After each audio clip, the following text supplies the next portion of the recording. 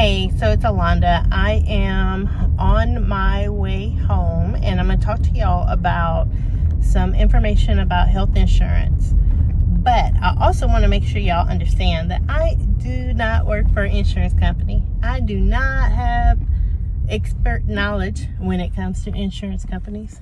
And I think it's about to rain. I am just a lady on a journey who is battling with her insurance company.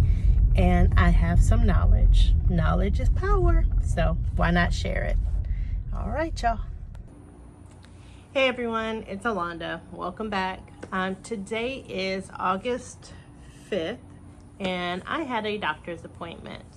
Now, I know a lot of y'all, including myself, are on a GLP-1 medication, and either you have your insurance covering it, or you're using a savings card, or you're just flat out paying out of pocket. In my situation, I'm using the savings card for Zepbound. That's my GLP-1 medication that I'm on, but it's not easy dealing with the health insurance. And, of course, last week, Eli Lilly, the manufacturer of Zepbound, came out and said that they're going to be fast tracking the medication to get it off of the FDA shortage list, which kind of sent everybody into a frenzy, including myself, because I've already said that once I hit my 100-pound weight loss, which right now I'm almost halfway there. Like I said, I just came from the doctor's office and I'm arguing with my doctor's scale. Her scale did not match my scale. But it is the end of the day, so like she said, I could be dealing with some water retention. There's a whole bunch of things that could explain why her scale's 2 pounds different than what my scale says. But, it's whatever. But needless to say, once I finish my 100-pound weight loss journey, I plan on switching to a compound. Now, if you're new to my channel, I'm Alonda. I'm 47 years old. I have been using Zepbound as my tool for weight loss. I started on February 7th, and that's what I've been using. I've been using Zepbound. Now, in the beginning, my doctor did exactly what she was supposed to do. She did a PA, a prior authorization for my medication, and it was denied. It was. She then did a second one for Wegovy, and that one was denied. Give me 1 second. Okay, sorry. So she did a second prior authorization, and again, that one was denied. At that point, she was told that, of course, she could appeal. So we started the process of doing the appeal. Now, each time she sends a prior authorization, it needed to include my diagnosis, my blood work, any medical history to why I needed the medication. In my case, I have obstructive sleep apnea. I got a whole bunch of issues. Basically, I got a bunch of issues. And if I were to lose the weight, get the weight off of my body, that would help me have a better lifestyle altogether, better health, better life outcome. A lot of my issues would go away. High blood pressure would go away. Just a whole bunch of things would go away. So she did the 2 PAs and then the what do you call it? The appeal. And then we kind of stopped. That was February. In March, we started hearing about, not even hearing about it, we saw it and heard about the shortage. So preparation, Alonda, because this is what I do, I need to control everything I can control. I joined Fridays, which is a medical telehealth company. And with Join Fridays, you could do either compound or the name brand. So when I joined, I told them I'm already on a medication. I am just holding on to y'all in case, I can't get a hold of the medication, then get me on the compound. So one of the benefits of Join Fridays, and I'll be honest, I'm not sponsored by Join Fridays, and I'm no longer with Join Fridays, just FYI. But one of the benefits of Join Fridays is that they have a whole little system, like a whole department that does PAs, so prior authorizations, and they just, work with your insurance, and they send the paperwork, which is another reason why they do require blood work in the beginning. So they have that proof right there. Well, I did not know just how hard they were working. I'll just be honest. I did not know. All of this came to light, let's see, about a month ago, maybe 3 weeks ago. About 3 weeks ago, I ran into an issue where I was told, actually I can tell you the date, it was July 9th. July 9th, I received a text message from Sam's, who I use to get my medication, that my Zepbound was ready and that it was going to be free. I was like, what? It's gonna be free? So even though we had Hurricane Beryl, my family and I jumped into the car. We went to Sam's. We hung out there for a few hours because they had power and they had snacks. But when I got to the pharmacy, she couldn't see how it was free. She's like, I'll be honest, I don't know how you got the information. It could be a glitch in our system, or maybe some paperwork got sent that we just have not seen yet. And so she was like, talk with your doctor, call your insurance company. There's all these little steps. And I said, okay, fine. That's what started this information. So like I said, I know a lot of people are worried that, they're like me. The insurance will not cover their medication. And I am with a blue company with a bunch of B's in the name. And my school district, and let me explain that. So I work for a school. I'm a teacher. I work for a school district. My school district, because I found this out, they take kind of a general demographic of everyone in the district. And every year when they start looking at health insurances, they look at the demographic of the employees. And that's how they kind of navigate what plans they're going to go with. So the plan that my school district currently has does not cover obesity medicine. It does not. I'd say maybe 6 years ago, or at least 2016, because I was on Sendexta. A bunch. They did cover it. So I was getting my Sendexta for like $25. And then all of a sudden they stopped covering it, which was fine because by that point I was no longer on the medication. But I know my school district, for that plan, they are not going to cover weight loss medication. I already knew that. But I was told in some cases you can get a prior authorization and the insurance would cover it despite what the school district plan is. Okay, so keep that in mind. Well, when Sam's told me my medication was going to be free, or the little text said it was going to be free, that's what caused the whole spiral of me diving into who could have sent the form. So first place I went to was my doctor's office. My doctor proved, hey, we sent the 2 PAs and we did the appeal, and all 3 came back negative. So we didn't do it. So then I called my insurance company, the one with the B's, and I said, hey, is it y'all? Did y'all send it? Now, my insurance company is not my prescription company. They're 2 different things. Okay, I'll say it again. My insurance company is not my prescription company. 2 different things. So I talked to the insurance company and they said, no, but you've been sending us a whole bunch of stuff and we just keep denying it. So I'm still thinking it was just, the 3. Then they start saying, I have my notes here. They said you sent your lab work, your medical records, you did a, you did a coverage exemption form for Mounjaro, Trulicity, Ozempic, and Wegovy. That's 4. And I was like, no, I didn't. No, I didn't. And they were like, well, someone did. Someone has been trying to get your medication covered. I was like, okay, well, that's weird. So that's when they said, you know what, to be honest, you're wasting your time with us.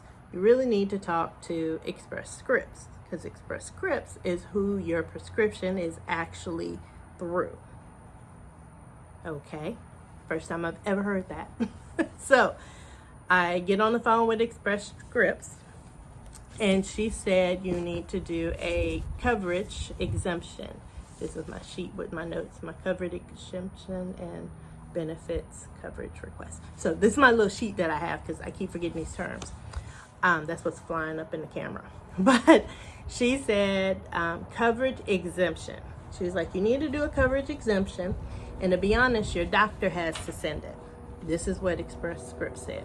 And I was like, okay. So I go back to my doctor, and I said, hey, instead of sending a PA, we need a coverage exemption form. And what that states is, my plan does not cover this medication, but based on, kid you not, all this paperwork, this is all my paperwork. Based on all this paperwork, the medicine that I'm on is working, so can you please cover it? Can you exempt the fact that I'm not covered and cover it? Okay, so coverage exemption form. So I'm already on it. My doctor was like, yeah, I can, but they need even more than what they request for a PA. And I was like, that's cool. What you want? I'll give it to you. So I'm just showing y'all. They wanted to know how much my medication is. They want to know how much my medication is. So I printed out that. They wanted to know my medical diagnosis for my obstruction sleep apnea. So I went back to that doctor, got my sleep study, and got her diagnosis paperwork. Okay, sleep study, all my diagnosis paperwork. Even a little part that says, CPAP and all that. Then they wanted the results from the sleep study. They also wanted to know my like week to week, month to month measurements. So I printed all that stuff out. They wanted to, if I was, so I gave them my tracker, I gave them everything. Everything I had, I gave to them. And that again is for the coverage exemption. So saying, I've already used the medication and we know it's working, can you give me an exemption and cover it? Okay, so we did that. And that came back negative. So by this point, my doctor's telling me she didn't do the PA for the Mounjaro, the Wegovy, she's like, I didn't do that. I don't know who did that. So guess who did it? Join Fridays. So I reached out to Join Fridays, and to be honest, they had done PAs for like 5 different medications, trying to get me to get through this is my paper, benefits coverage request. So a benefits coverage request is when you have a treatment that is not automatically covered by your health insurance plan. I'm reading the definition. But the company could change their mind and cover it if it is a medical procedure, medical necessity medicine, or if it is deemed medically necessary, they can then do a benefits coverage request. But guess who does that? Guess who fills that one out? The patient. Okay? So the first two, the prior authorization, the coverage exemption, come from the doctor. The coverage benefits request comes from the patient, which, tell y'all, there's so much paperwork involved. That's this. I'm only going to show y'all this part, okay? Because it's filled out. It's got all my information on it. So I'm on the phone with Join Fridays, and they're telling me everything that they've sent. They were like, so if you want to do a benefits coverage, you know, that's on you. But include, and they told me to include everything, which is pretty much what my doctor told me that she was including. You know, she was like, can you give me this and this and this and this? And I gave her all that. Yeah. So they have it all. They have it all. I am now waiting my 7 to 10 business days for them to have a review and determine if they will cover my Zepbound. The heart of heart in me says that they're not. That's what I feel, is that they're not going to cover the Zepbound, which is kind of hard. It's hard because I have all the proof to say the medication's working. And if you remember, there was a study or some information that came out a few months ago where Blue Cross Blue Shield of Michigan was pretty much denying people coverage because so many people were getting on it and getting off of it. Do y'all remember that? Y'all kind of remember that? And I wanted to make sure they understood that was not my case. I am on it. It's working. Yes, I had side effects. So yes, because that's who I am. I'm going to have side effects. If it's going to happen, it's going to happen to me. But the medication's working. So I am still in that 10 to 14 day window. I didn't want to do this video until I actually had a yay or a nay. But with so many people freaking out right now about if their compound's going to go away and how are they going to afford it, and to be honest, I'm right there with you. I'm right there with you. Because my plan was to do this up until January, the Zepbound up until January, and then switch to compound for my maintenance and, you know, if I needed to lose any more weight. That's my budget and my plan. But if they're starting to talk about, you know, the whole getting rid of compounds, which they can't get rid of the whole companies, like they can't get rid of compound companies. I know that for a fact because I've had other medications where I've had to have it compounded. As you know, or some of y'all know, I have blood clots, so I can't take estrogen. And there's some medications out there that my doctors wanted me to try that had estrogen, so I had to go the compound route.